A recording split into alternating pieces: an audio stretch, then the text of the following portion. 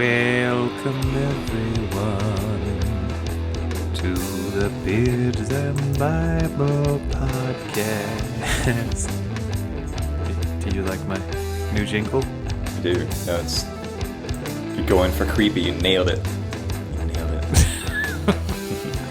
I just think of like when I was growing up, they had radio stations. There's one in Chattanooga, right outside of where I grew up, called RX 107. And it was all these people that were like, RX 107. It's like a 12-part harmony thing going on. So Nice. maybe we should hire some people to do that for Beards and Bible podcast. Yeah. If you're listening, jingle writer, no need to apply. I've already got it nailed. I mean, you and I could probably work something up in GarageBand. That's true. Yeah. We did used to write music together way back in the day. It's true. Hey, do you ever miss that? Yeah, I do. I mean, I do worship and stuff at our church, and it fills that void to a certain extent. But I do miss the outlet of writing, recording, and playing music. That's not corporate worship. I think that's a different scratch itch that needs scratching. I think is that the right?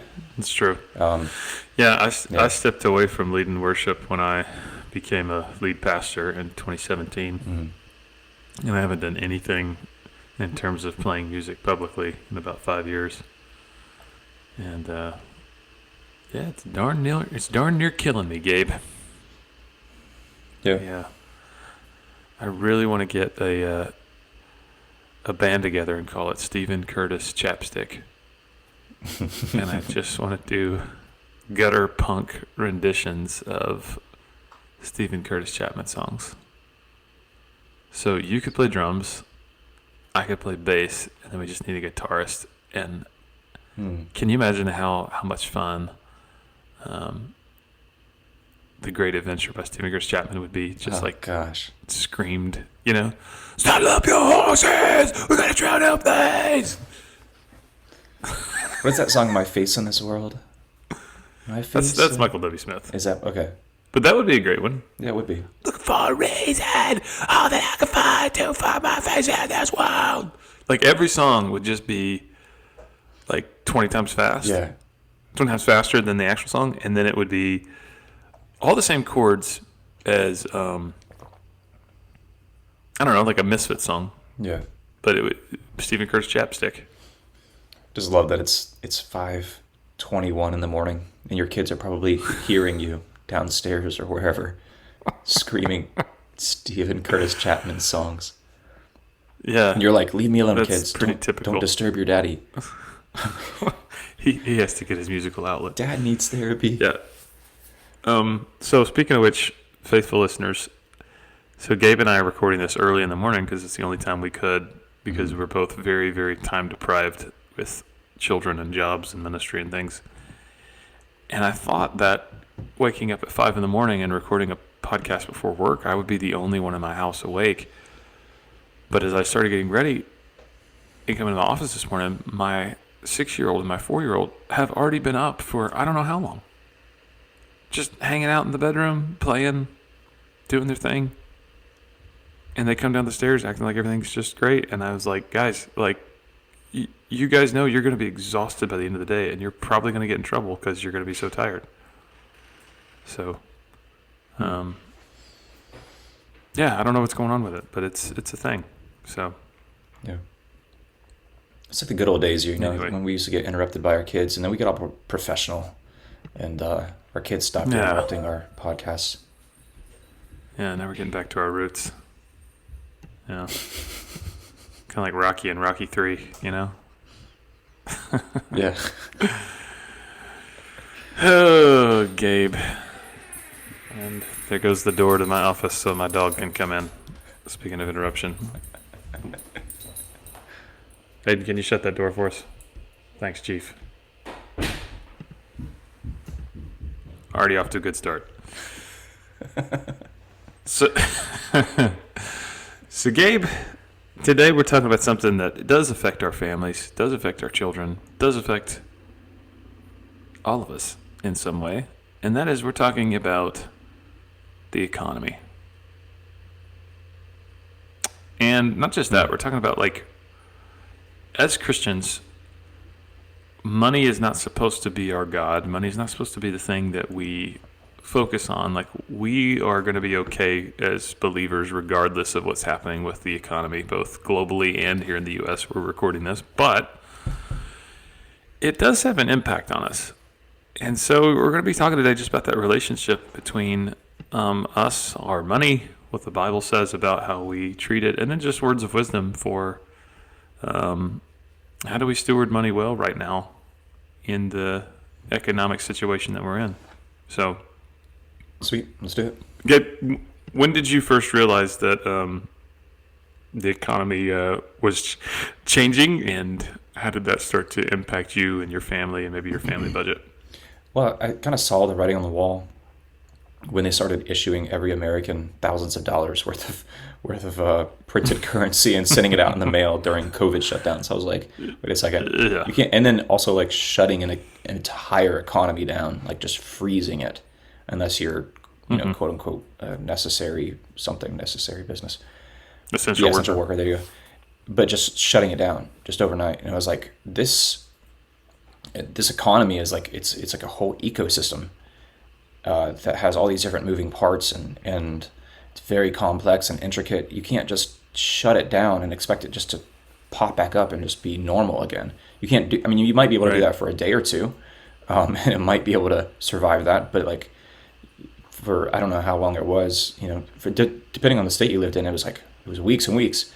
And I was like, this isn't good. And then when they started issuing all these checks to Americans and all these other spending bills and stuff, I was like, oh, this can only create inflation. And I mean, here we are. Yeah. So if you're living under a rock, or maybe you're like a homesteader and you don't have to spend money on anything ever because you grow your own food, in which case, I don't know why you're listening to this podcast, because like, I don't know, you have an iPhone? How'd you get that? Anyway, inflation is at a 40-year high.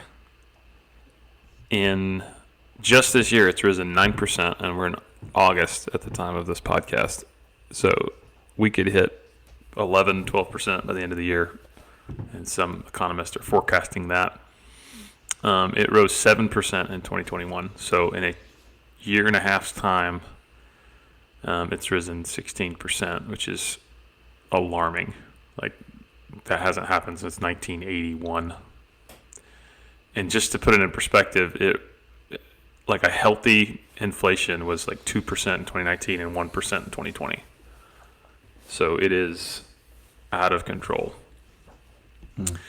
And a recession has traditionally been like defined as two back-to-back quarters of declining GDP, gross domestic product.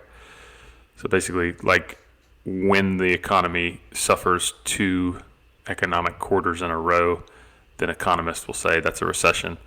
And that's happened, but economists are very hesitant to say this is a recession because they're like, well, this is just not a typical circumstances. I think that's probably politically motivated too. I think that's probably why economists are hesitant to say this is a recession, because this is this is under an administration that's a left-wing administration. So typically the media is less alarmist about the economy when it's a Democratic president. I've always found that very interesting.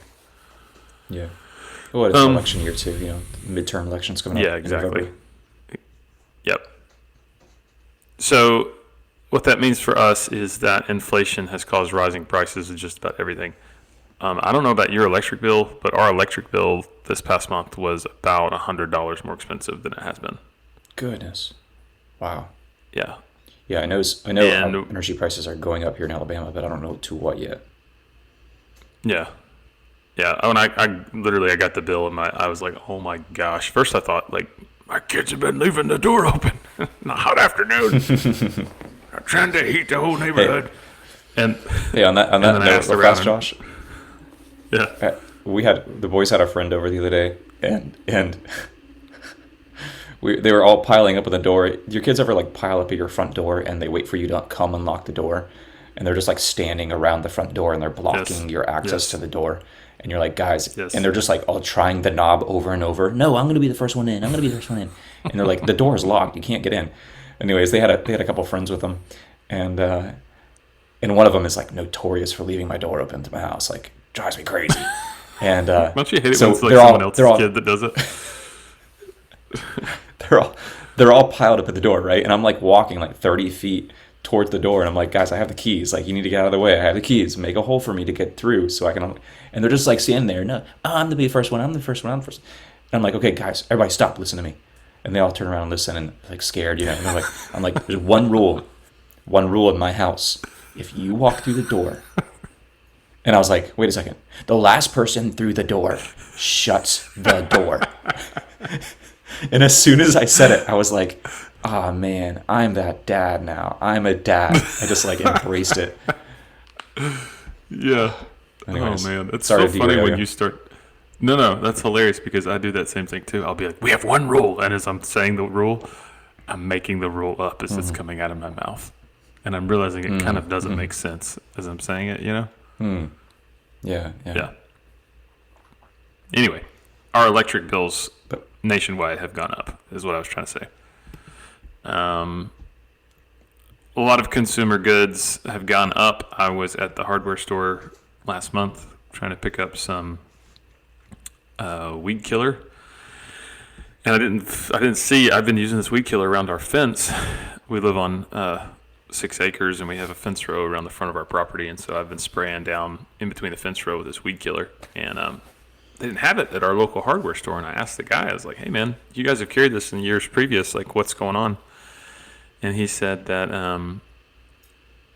that particular product is typically you could buy it like the concentrate for like $60. He was like, "I can't get it unless I'm paying $120 for it." And I was like, "Are you serious?" He goes, "Yeah, man." He goes, "It's doubled in price." And he's like, and it's not just that, like so much, like lumber, which lumber is coming down. I know you work in the world of construction, Gabe, so you probably know a little bit more about that. But random things that you wouldn't think about, the price has in some places doubled and tripled. I mean, it's ridiculous. Food prices have gone up. Obviously, gas prices have gone up. There's a reason for that. That has more to do with crude oil and the supply constraints because of a war going on in Ukraine. But basically, things are bad. And it doesn't look like they're going to get any better anytime soon. We're either in a recession now or we're headed towards one. Our last recession was 2007 to 2009, and at its peak, it was 10% unemployment. One of the reasons economists are not putting the label recession on what we're doing right now is like the labor market is actually pretty strong. Like there are jobs available. So that's kind of the conundrum of this economy is there's a ton of jobs available, and yet inflation is going through the roof, and spending is starting to slow down because prices are going up, and because the Fed has started to increase interest rates to make it more expensive to borrow money. So does this feel like we're living in the recession of 2007, 2009? Do you remember that? I mean, you and I were both right out of school, getting into our careers. Yeah, I do remember. What do you remember well. about that? I remember buying a house at the peak of the housing market, and then the housing market crash happened. It was like 2008, I think it that's was. right. And my house lost like, I would say 25 to 35% of its value overnight. You know, it was like I was underwater all of a sudden when I wasn't before. And I remember being really depressed about that. And it was probably a good 7-8 years before it finally turned around and my house regained the value that I had when I bought it. Yeah, I remember thinking. Well, like, you guys are in Florida with that house too. In Florida, it got hit really hard with the housing market. Yeah. And that's the thing is like, you know, some of these things, the effects of a recession are going to be more localized in their effects sometimes, localized in their impact and how you feel them in everyday life. So yeah, it's you know, here in semi-rural Alabama, I might not feel it as much. We might go on with life as usual kind of thing because There just isn't this big industrial mechanism that's happening here in southern Alabama. Whereas, if you're in some of these bigger cities, especially like some of these tech-based cities, you might feel that. Sure. It just depends, but yeah, it feels different to me. Not as scary. Maybe because I'm older and more well established as a an Right. adult. I'm out of debt, so it's kind of like I just kind of just roll with it. So Right. Well, and I'm kind of in the same boat. Like I remember in 2007. I mean, I graduated December 2006. Did you graduate spring of 2007 from Southeastern? yes, yeah, Yeah. Okay. So going into the job market, which I was a teacher, so I mean that's a pretty stable job. But still, I mean it was pretty up in the air whether or not there would be jobs available. Jobs were funding was getting cut in a lot of places in the district I was working in. So yeah, I mean there was that, and then I remember more than anything, my dad, the family business at the time, they've since sold it, but the family business at the time was running a car dealership, and man, that was awful. Those 2 years, I mean they I don't think they turned a profit in like maybe a year and a half, because people just stopped buying cars because they couldn't, because unemployment's 10%. And my hometown is the carpet capital of the world, so it's all industry and textile and stuff. So, less people are building houses, so less carpet is going into houses. Well, then production for carpet slows down. Well, production for carpet slows down, then there's less jobs in carpet industries. Well, then you have a whole town built around the carpet industry. What happens to the people in that town? So it's kind of like this domino effect that you're watching. And it wasn't just in places like my hometown. I mean, you saw it all over the map. Just one domino knocks this domino over, which knocks this domino over. So because the recession's happening and people are building less houses, then that has the practical effect of the family business doesn't sell cars for a year and a half, because people aren't buying cars because they don't have jobs. So, I mean, it's an interesting thing just how delicate of an animal an economy is. yeah, Like one thing goes this way and then it just kind of knocks everything else over, yeah. which is pretty Yeah, fascinating to think about. people get whole PhDs in economics because they're trying to figure out how economics really works, and it's like, Yeah. it's so complex and it's so delicate, like you said, and it's so interwoven on a global scale that it's, we're so connected with people across oceans and continents, that when we feel pain economically, they do as well, and vice versa. Yeah. Yeah, and understanding what's happening and like why it's happened is pretty interesting, because I mean you could go and read. I started reading yesterday to try to kind of figure out, because I mean you hear about inflation all the time, but you start asking the question, okay, why is this happening right now? And it's funny, like if you read different publications and periodicals that are written about economics and things, it's so interesting the theories for why this is happening. And some are quite alarmist, others are not. It's interesting, those who are more left-leaning are not alarmist. Those who are more conservative are very alarmist. That has nothing to do, I think, with the situation, everything to do with the political agenda behind it. Yeah. That's unfortunate. I think it's always in those kind of scenarios, especially during an election year, you have to be kind of more discerning and say, wait a second, Fox News wants it to go this way, CNN, MSNBC, they want it to go this way. It's probably somewhere in the middle, So you have to, That's like in 2020 when that bias. Yes, like in 2020, honestly, in 2020, the U.S. economy was in pretty good health. At least in February of 2020, things were going pretty good. Unemployment was low, stock market was high, everything was going great. And then when the coronavirus pandemic happened, like you said earlier, there were mass lockdowns not just in the U.S., but worldwide. And so millions of people lost their jobs. Like if you worked in hospitality, you worked as a hotel maid or a server in a restaurant, or you worked on a cruise ship, you lost your job. And that was millions of people worldwide. And so with the economy at risk of completely crashing, globally, but especially here in the U.S., the federal government stepped in and the Federal Reserve pumped in money. The White House and Congress offered trillions of dollars, which I remember getting those checks going, hey, thanks, but like, where is this coming from? This is probably going to bite us in the butt later. And that money just kept coming too. I remember just going like, oh my gosh, I'm getting my stimulus check. Like, okay, here, it's just coming. Here we go.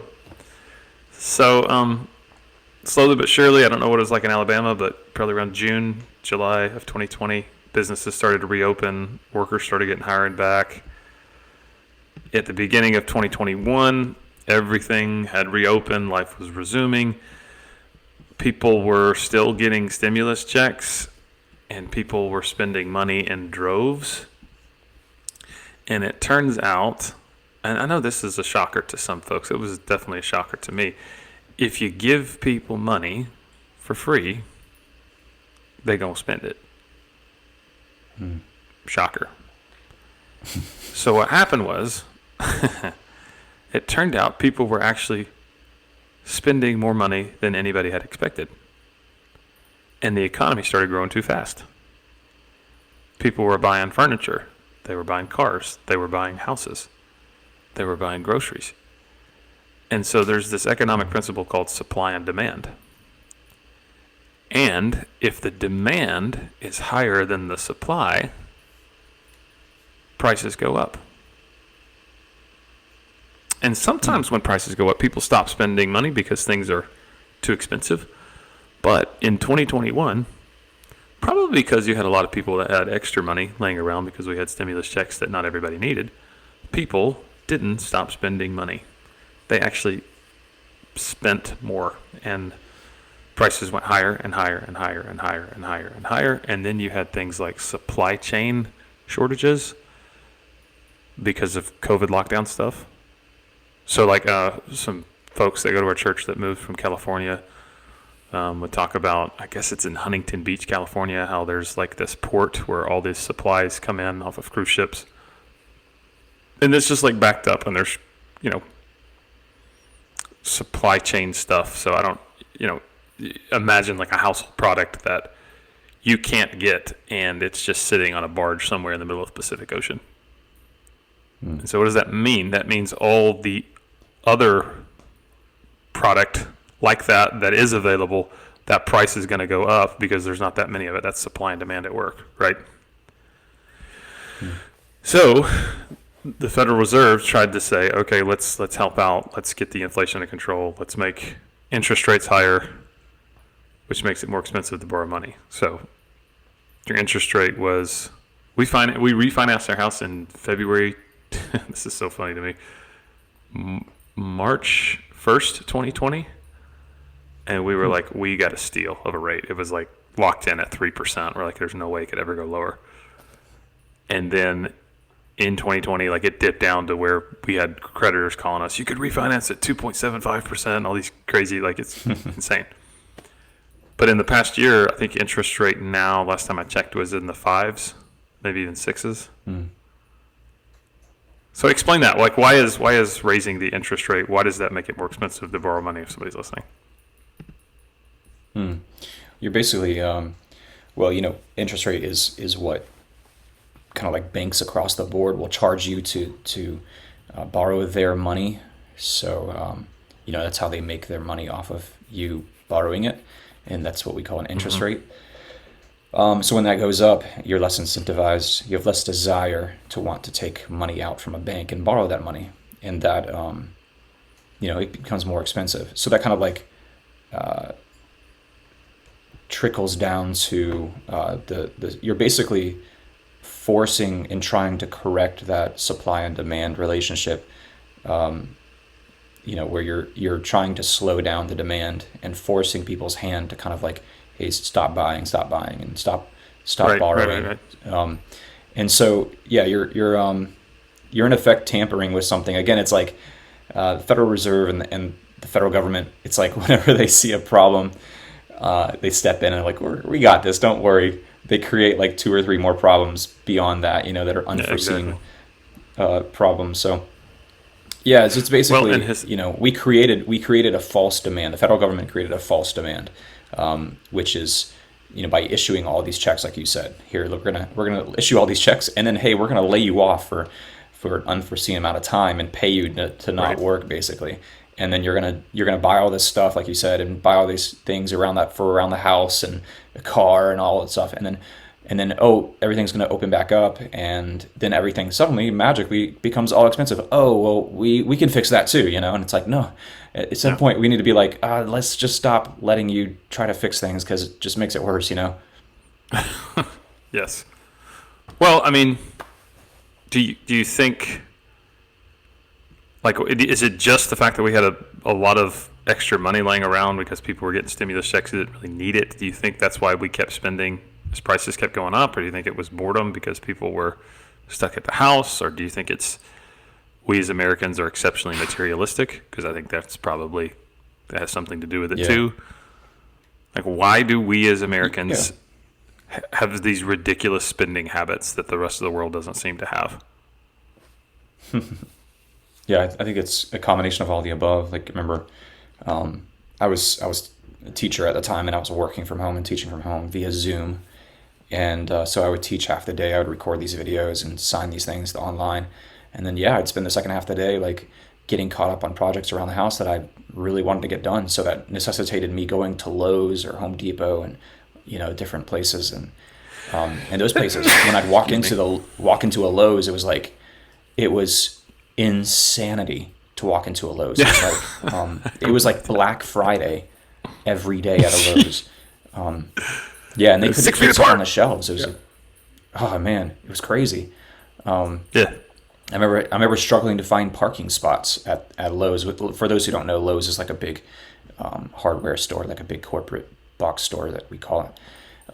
But yeah, so it was like boredom, free quote unquote money from the government, Sure. and then yeah, a desire to just to have things.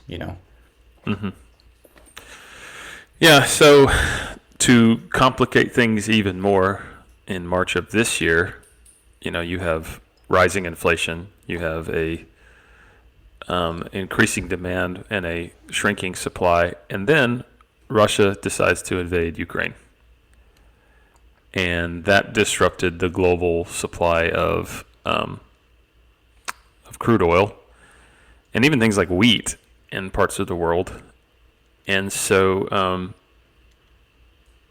not only are we, hemorrhaging with our power bills and grocery bills, and just everything's going up. Gas started just skyrocketing to where it got to the average in our in the U.S. was $5 a gallon, which, to put it in perspective, in February 2021, I think the average the average nationwide was like $2.40 a gallon.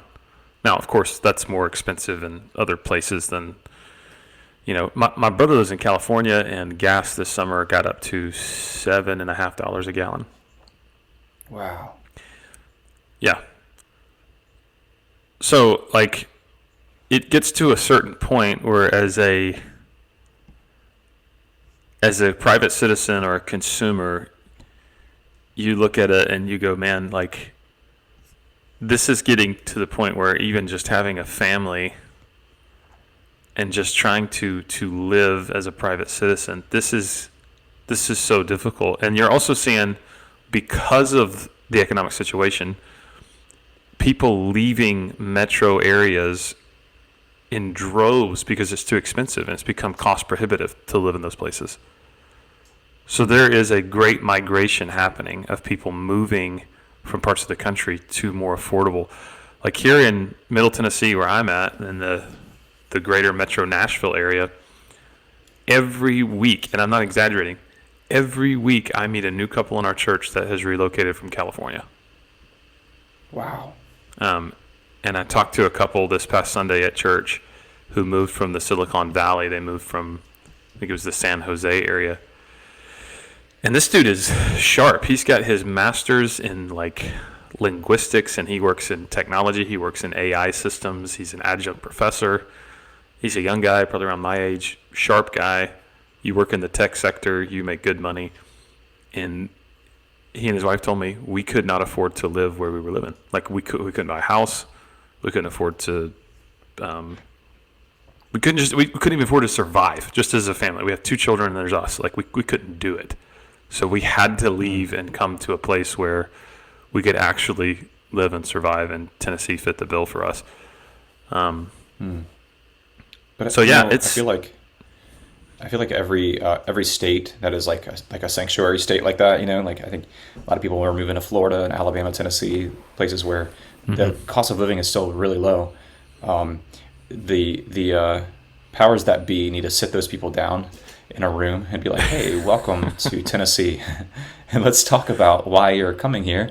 And let's talk about what you did back in California. Okay, what habits did you have and what voting methods did you use that got California to where it is now? Okay, so let's identify those problems and let's not replicate them here, right? Yeah. So we need that kind of counseling session for everybody coming. Absolutely. Well, it's so funny to me too. Like I'll meet people from California and I can always spot like, this sounds like funny, but I can always kind of spot when somebody is not from Tennessee. Like, and I can hear it. Like, sometimes I pick it up in their accent. Sometimes I pick it up in how they dress. Sometimes I pick it up in just their demeanor, not in a negative way. I can just kind of tell, like, okay, you didn't grow up here. And so when I ask, hey, you ain't from around here, boy. I'll ask them like, hey, where are you from? And like they hang their head and kind of look around and they're like, I'm from California, but don't hold it. And I'm like, no, it's okay. Like, there's almost like this shame of like, I know. Like I'm one of those. I'm migrating here, and man, I welcome that. I'm like, hey, you are so welcome here. Like, thank you for being here. Because man, like if I was in that situation, I'd leave too. I would get out too, and it's interesting.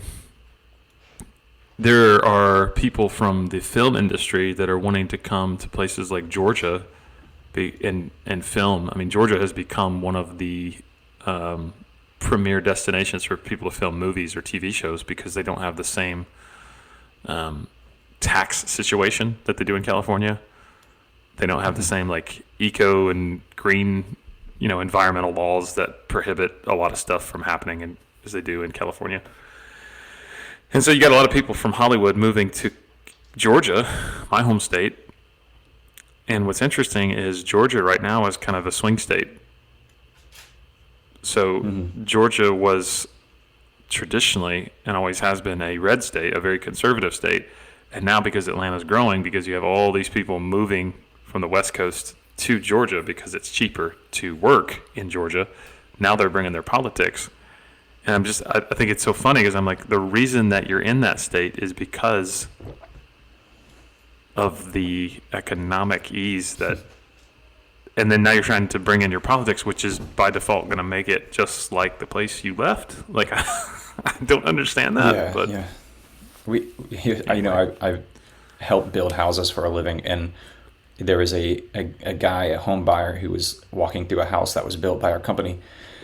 And he looks out the back window of this house, and he sees this big open field, beautiful grassy field. But in the middle of this field is a fire hydrant. And he's smart. He goes, hey, I see there's a fire hydrant in the middle of the field out there, and my beautiful view out of the back of my house. And he's like, what is your plans with this field? And one of the guys I was working with, he says, oh yeah, he's like, we're eventually going to build a subdivision in that field. And he goes, well, this guy's standing in a new construction house in what was once a cow pasture, and he's looking out at this other field and saying, well, he goes, well, you all take your time on that because, I don't want my view messed up. And I'm just thinking to myself, wait a second, you messed up someone else's view. You are that person. And then you're like, you want to get in here and like slam the door, and somebody be like, no, you can't build here because that's my beautiful field, you know, with the fire hydrant. And it's just like, man, we as humans, we're like so funny. We want our cake and to eat it too, I guess. Yeah, it's so funny how we are. So somebody listening to this is like, wait a second. I clicked on this podcast because you guys said you are the Beards and Bible podcast. And so if you guys are for the Bible and you're Christians, why should we even think about the economy? Why should we even think about money? So, Gabe, what say ye to these charges? Christians should not even worry about it. You shouldn't think about it. You should just trust the Lord and not even worry about any of this stuff. Yeah, I agree. I think that would be wonderful. That'd be nice. Let's do that. Let's just all not think about money. Yeah.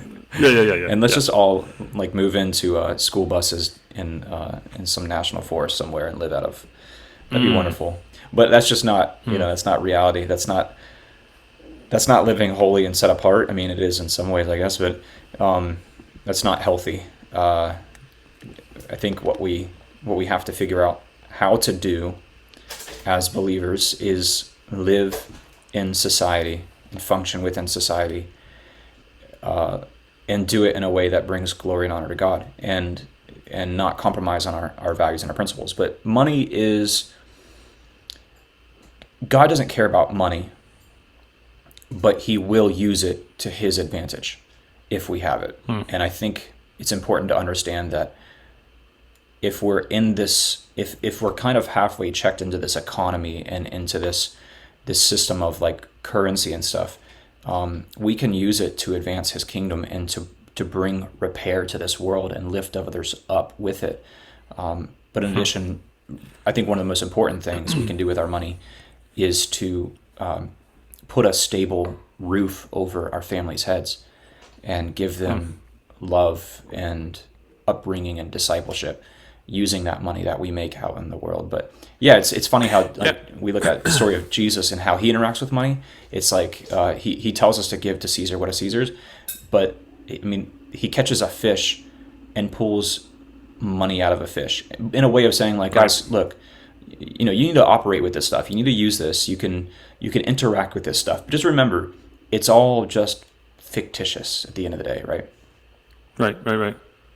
Yeah, so that's interesting how you said, and it's a bit provocative you saying this, God doesn't care about money. He cares about our hearts, right? Mm-hmm. So many people misquote that verse, money is the root of all evil. That's a misquotation. It's not what the verse says. It says, for the love of money is the root of all evil. So the Bible is chock full, especially in the New Testament, of warnings against greed, against storing up treasures on earth, against loving money, and desiring to become rich. So if money has your allegiance, if it has your heart, if it becomes your idol, it will destroy you, quite literally. Like when Jesus says, what does it gain for a man to gain the whole world but to lose his soul?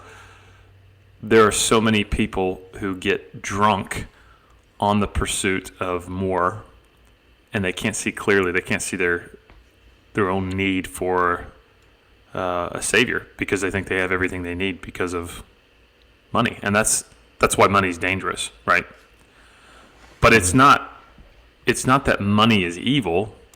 It's that our hearts are, and money is this necessary resource that everybody has to learn how to handle at some point. So the question isn't, okay, so money's bad. How do we stay away from it at all costs? The question is, money is necessary, so how do we learn how to manage it in a way, like you said, that brings honor and glory to God and is a blessing to other people, including those in our own household? You think that's fair? You think that's like a biblical way to approach it? Yeah, absolutely. So it's interesting, Jesus told a lot of parables in the New Testament, and I have this written down in my notes. Of all the parables he told, 36 parables in total, 17 of them were about something called stewardship. And stewardship is another word for just management. And so at the end of the day, everything that we owned, whether it's our money, our houses, everything we've been given, it's not ours, it's God's. And he's given it to us to manage. And in Luke 16, 1 through 13, Jesus tells a parable of a dishonest steward as a way of warning us against not managing it well. And the moral of the story is, if you're not trustworthy in handling worldly wealth, who's going to trust you with true riches? That's Luke 16. Mm-hmm. And then we read in the epistles, especially 1 Timothy, Paul writes to Timothy, he's giving him instruction in the church. If anyone does not provide for his relatives, and especially for his immediate family, he has denied the faith and is worse than an unbeliever. So like the call is, as we manage God's money, we're responsible. We care for our families. We care for those within our church communities. We're generous. We have stability financially in our lives so that we can be a blessing to other people. So if we don't care at all about managing or stewarding the resources that God's given us, we can't be a blessing. We can't be generous, right? Mm-hmm. Mm-hmm. So at some point we do have to learn how to manage and be responsible and care, but it can never go into this realm of us being idolatrous where we are in love with money. We just want to get rich, and that's all we're thinking about, and we become materialistic. And so it's a very fine line to try to straddle as Christians. Does that make sense? Yeah. And it boils down to kind of like a life of balance when it comes to money and wealth. And realizing, like you said, it's like I think it's Proverbs 3:27, a generous person will prosper. And it's like Proverbs talks a lot about money and our relationship to it. And it's basically summarized by make money, be wise with it, be generous with it, and leave it for your children's children. That's kind of the essence of Solomon's view of money. Right. Yeah, Proverbs 13:22, a good person leaves an inheritance for their children's children, but a sinner's wealth is stored up for the righteous. Proverbs 27:23 and 24, be sure you know the condition of your flocks. Give careful attention to your herds. So that's like a way of saying, hey, like you need to be a good manager. You need to be like paying attention to your budget. You need to be paying attention to how much you're spending, that kind of thing, right?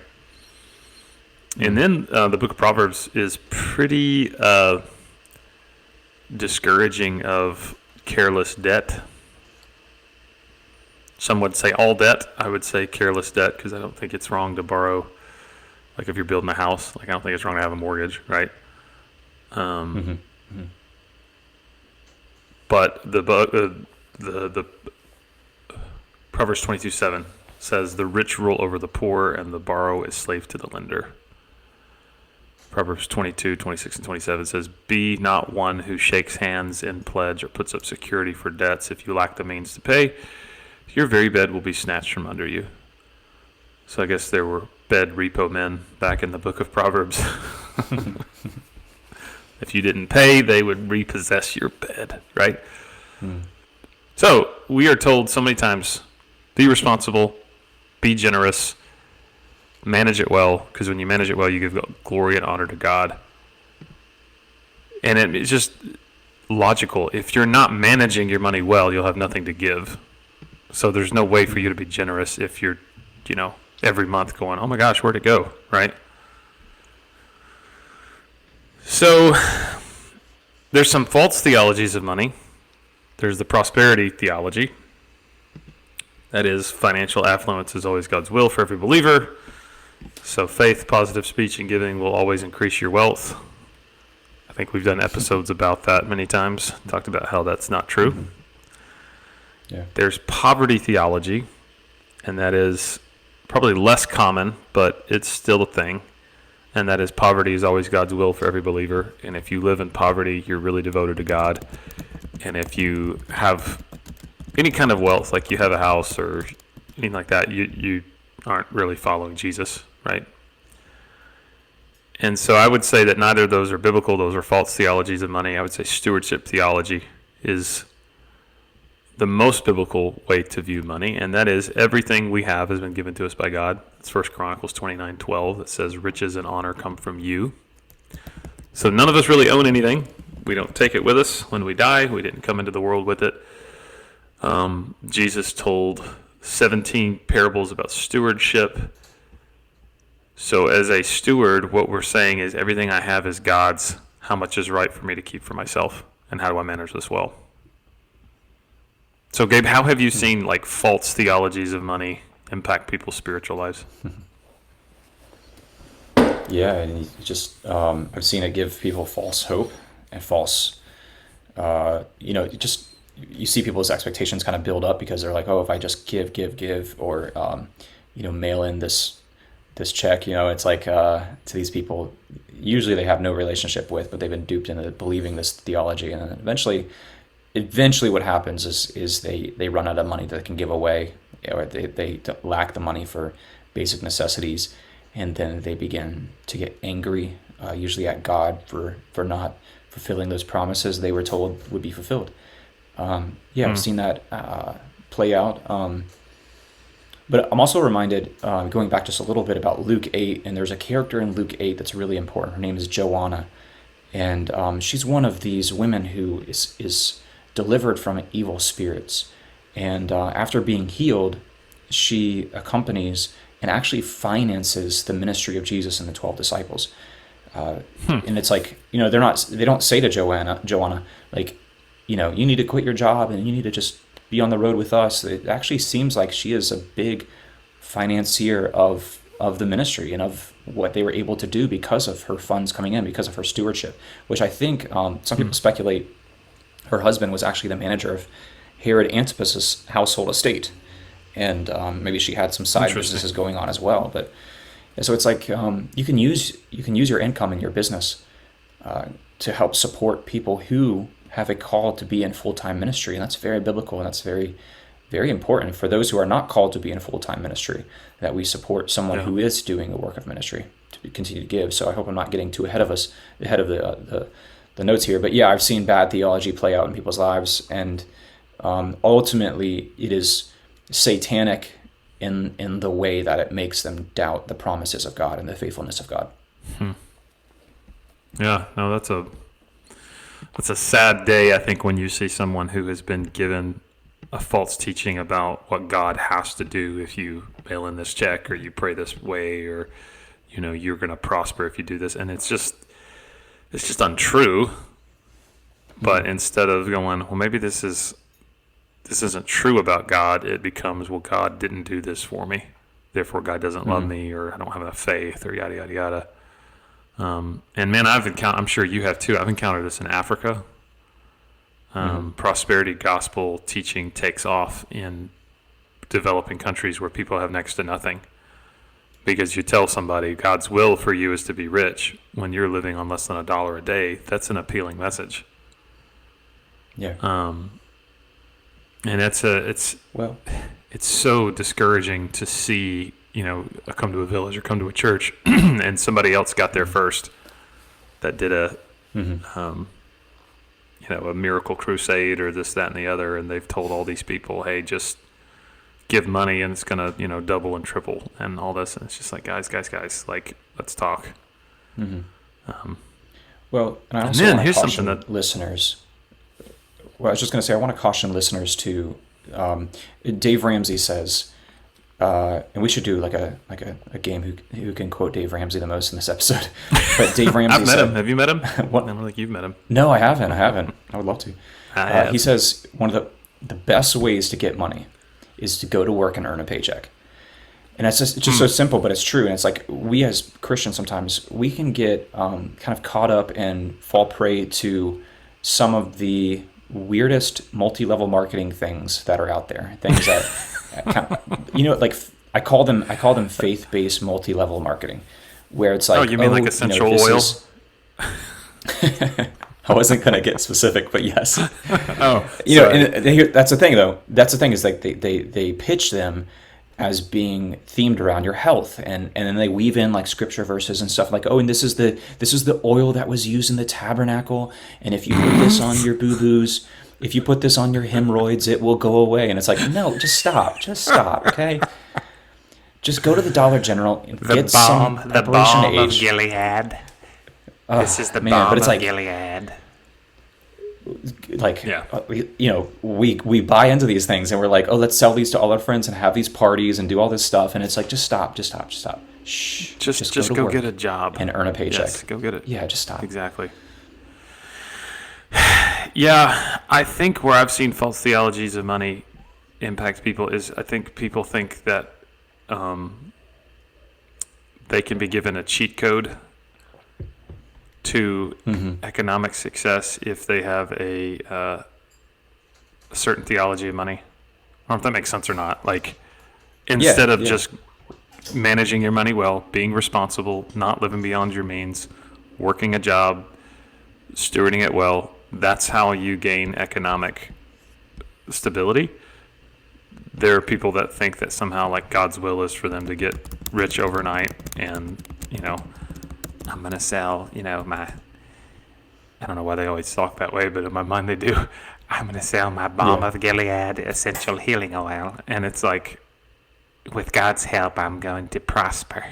It's like, yeah, but like, God also wants to reward you for the dignity of your own hard work. Like, I don't know. And could God do that? Could God make you win the Powerball? Absolutely. He's God. But most of the time it doesn't work that way, right? Well, remember that Nintendo game Contra, that was like big in the 90s. I do. Where you like you're running, just it's like a one-dimensional like running and you're shooting. Remember, you could take the controller, do up, down, left, right, B, A, start, and you get 30 extra lives. And it's like that was, when you knew that code, it's like all your friends were like, whoa, And that was before the days of internet. So those codes, those cheat codes you do on the Nintendo, those only came to you word of mouth. Like there was no other way you got those codes unless it came down from like the creator of the game. So yeah, you do that. But it's like like you said, it's like the cheat code. It's like, oh, maybe if I just give to this ministry this amount at this particular time on the Feast of Trumpets. They're based in Jerusalem, and I do it on this year and all these numbers, and somebody did all these crazy math things, and it's like, and they get into this frenzy. It's like, here's the cheat code, and then the Lord will pay off my car for me. It's like, no, just get a job, just get a job. Yeah, and probably should just pay for your car in cash instead of financing it. But anyway. Yeah, or maybe you shouldn't own a G-Wagon. Yeah. So a G-Wagon. That's what we call our minivan. How can we steward our money well during tough times as we land the plane? We'll just go through these. We'll switch off and go back and forth. I'll take number 1. Gabe will take number 2. I'll take 3. Gabe will take 4. We'll just go back and forth. So, first thing, gas prices are up. Grocery prices are up. Everything's more expensive. You probably have a set amount that you're making in terms of your income, if you're listening to this. So how do we do this, right? So the first is we budget. And I know for some of us, we hear the word budget and we're thinking of like, flashbacks to our high school economics class. And we're like, that seems so stifling. But here's what happens, and I know this because I lived a good portion of my adult life without ever worrying about budgeting, is at the end of the month, I would sit and wonder where all my money went. And I go, holy cow, I've got $30 in my bank account until payday. Yikes, that's not good. Where did my money go? And I was single, so I had nobody else to blame but me. But that's what happens when we don't manage it well, is we think that it's just this infinite surplus. And what makes it really hard now is we use our bank card for everything. And we swipe the card, and it's just like, well, I don't really know what's in the account. I hope there's enough to cover this candy bar and soda at the gas station. And so that's like a way to continually find yourself at a deficit every month if you are not paying attention to your flocks, as the book of Proverbs says. So in order to actually manage what you have, you've got to know what you have, and you got to know what is necessary for you to spend. So give every dollar that you earn a name. If you make $3,000 a month, every one of those $3,000 goes towards something. And do not spend anything unless it's a budgeted expense. And you're like, well, Josh, that's so stifling to me. I like the freedom. Okay, well then make a budget line item in your budget that says you get $50 to blow on whatever you want to blow it on, right?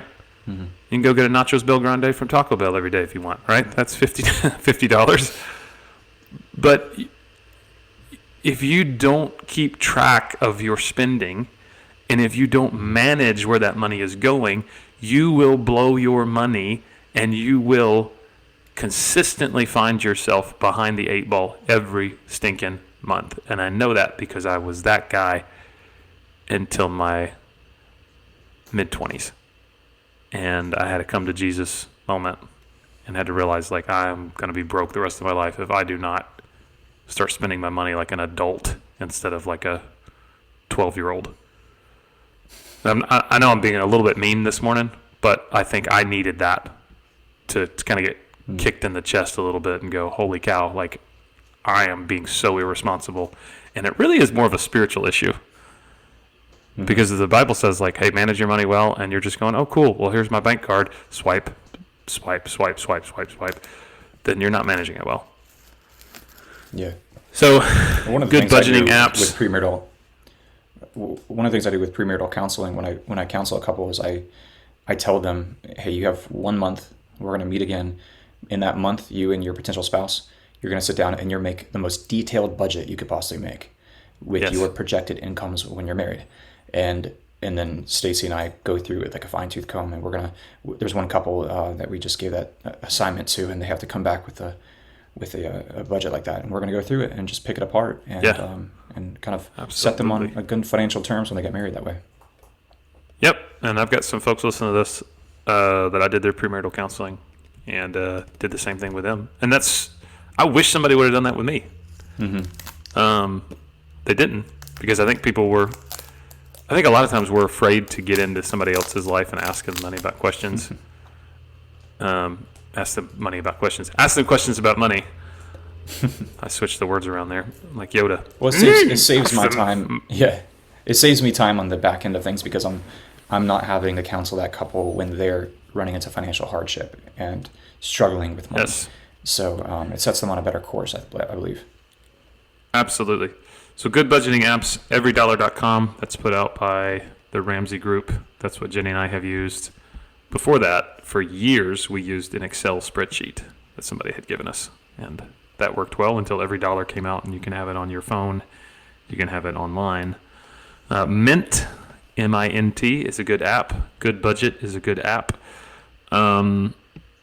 Sometimes I recommend the envelope system. Jenny and I did the envelope system for years while we were getting out of debt.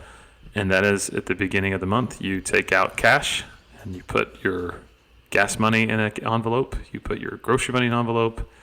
You put all your spending money in envelopes, and you only pay cash for things like that to curb your spending. So you're not just swiping your card and thinking that, oh, okay, well, there's just a ton left in the account and we'll just figure out where we are at the end of the month.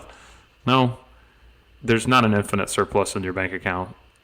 Take out what you're going to spend in cash, and you can look and like, oh my gosh, there's only one $20 bill left.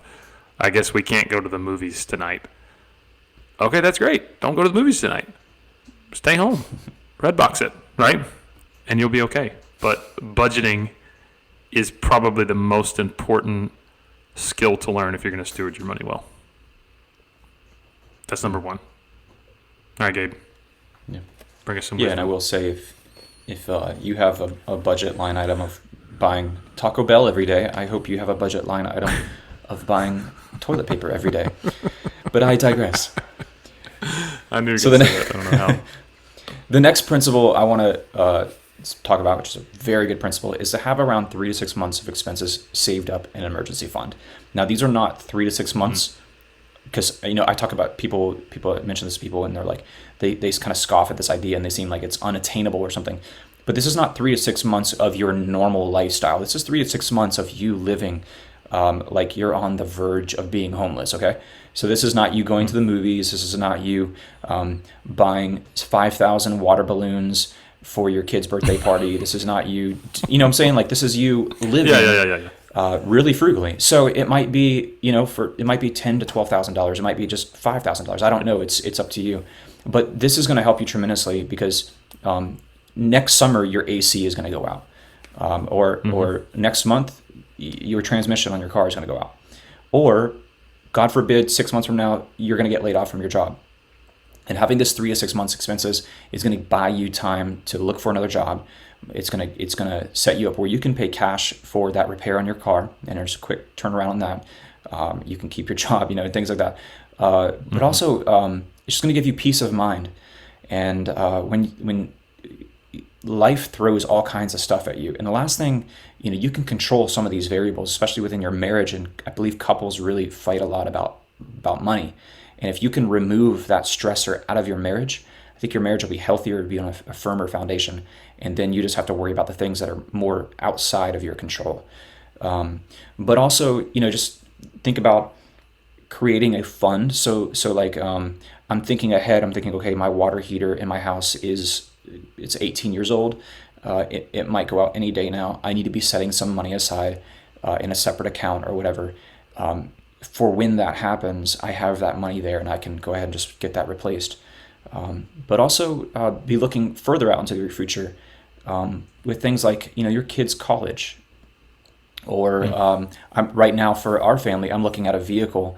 Our vehicle is aging. There's some things that are making weird noises, and I'm trying to think about saving up so that I don't have to finance a vehicle, and I can just it's not going to be the nicest car in the world, but at some point we're going to take our family's van and trade it in for a newer one. But I need to come up with some additional money to do that. So I'm trying to think, I'm trying to think beyond this week, this month, this year. I'm trying to think 5, 10, 20 years out, and what am I doing to prepare for that? So, no, that's great, because I think a lot of times what happens is like these foreseeable things that are going to happen, like your car's not going to run forever. A lot of times we get to those forks in the road and we go, oh my gosh, who could have seen this coming, right? My car's got 380,000 miles on it. Who would know I'd have to repair it, right? So getting ahead of that. So something we do every month is we make a car payment to ourselves in a mutual fund. So we don't finance our vehicles. We make a car payment to ourselves for the car we're going to get 5 years from now. Does that make sense? That's cool. So we have equity in our cars now, but we're also paying ourselves for 5 years down the road when the van does kick the bucket. We're not freaking out and going, oh my gosh, we're going to have to go finance a van. No, we don't. We've got this money saved aside because we've been looking 5 years down the road. Something else we do every month is we take a portion of our income and we put it aside for family vacations. So when we feel like taking a week away and spending time together as a family, we're not going, oh, okay, let's go to our savings account, let's pull out what we need. No, we've already got that money set aside because we know for our family it's right for us to take a week away a year and go somewhere and spend time together as a family. So it's not a economic burden, but it just takes a little bit of foresight of thinking ahead to foreseeable situations and going, okay, this is where that money's going to come from. It's not going to come from our emergency fund. It's not going to come from other places. We're not going to take out a credit card,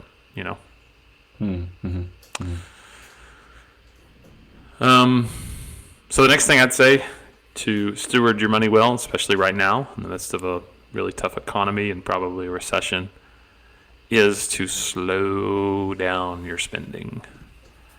Simmer down now. Easy, cool, breezy.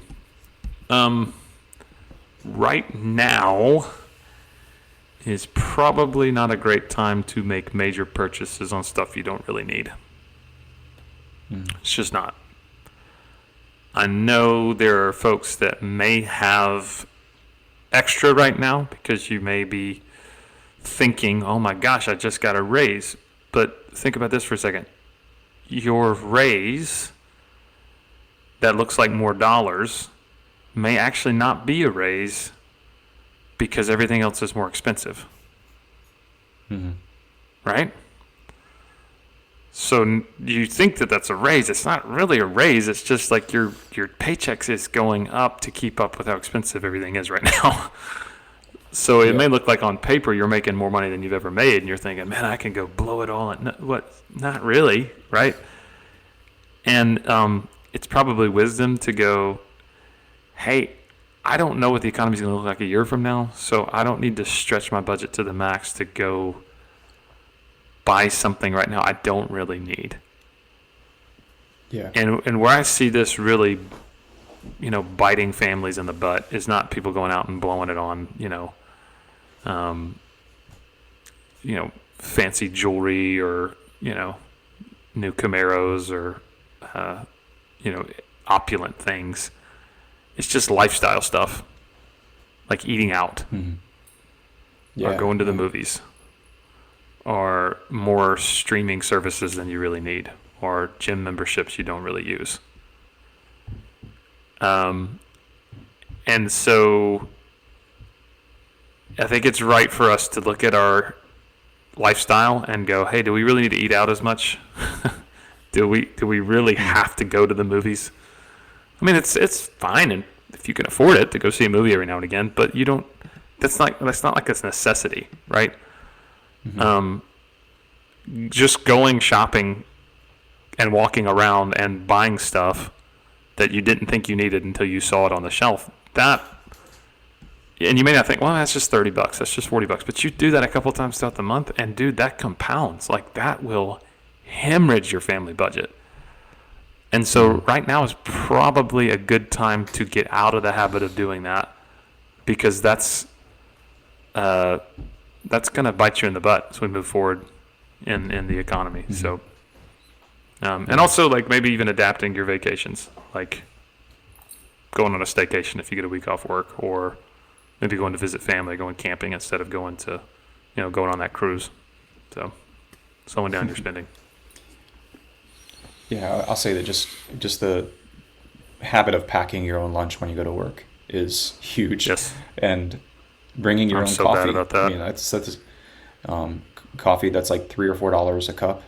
You could instead just brew a little bit extra at home and bring it in a thermos with you. It's like these things that like our grandparents did when they would go to work it's so important. And it's hard to wake up in the morning and do that and prepare a lunch and I gotta do that here in a little bit, but it's like if you could do it the night before, and when you go shopping, put it on your list to buy stuff to make your own lunch and your own food while you're at work. It'll save you gobs of money, I promise. But the fourth principle we want to talk about is don't stop giving, because just like you might be feeling a pinch financially, so are various ministries who are helping people, and it's important that if we can, we give a little bit of our livelihood to these things. And it could be time and it could be money or a combination thereof. But those people are feeling it as well. Those ministries are feeling it as well. So don't stop giving. And, do what you can to help them out as well. Yeah. Next principle is be diligent. So keep your job, pick up odd jobs or side hustles. Now is probably, I'm gonna say that like as a generality. So this is not everybody, but for most people, it's probably not a good time for you to be looking at the other side of the job fence and seeing if the grass is greener, because everything is up in the air right now, right? Labor market's great, but we don't know a year from now what unemployment's going to look like. So it's probably, and again, that's a generality. For some people, it's probably better for you to switch jobs and make more money, but for most people, probably not. Stay with your job, right? If money is tight, there's a lot of side hustles, man. Ton of side hustles. You can be a driver for Uber or Lyft if you live in a place where that's a thing. I want to say a buddy of mine, I think Jason Bell's listening to this right now. And Jason, if you're listening to this, send me a text to confirm or deny. But I think Jason at one point, he was like, man, I got to hustle and make a little extra dough. So he went to the airport or downtown Nashville and just drove Uber for a couple of nights a week and made a little extra dough. So you can do it. I mean, it's not that hard. Mowing grass, doing yard sales, doing garage sales, selling stuff on Facebook Marketplace. That's what my wife does.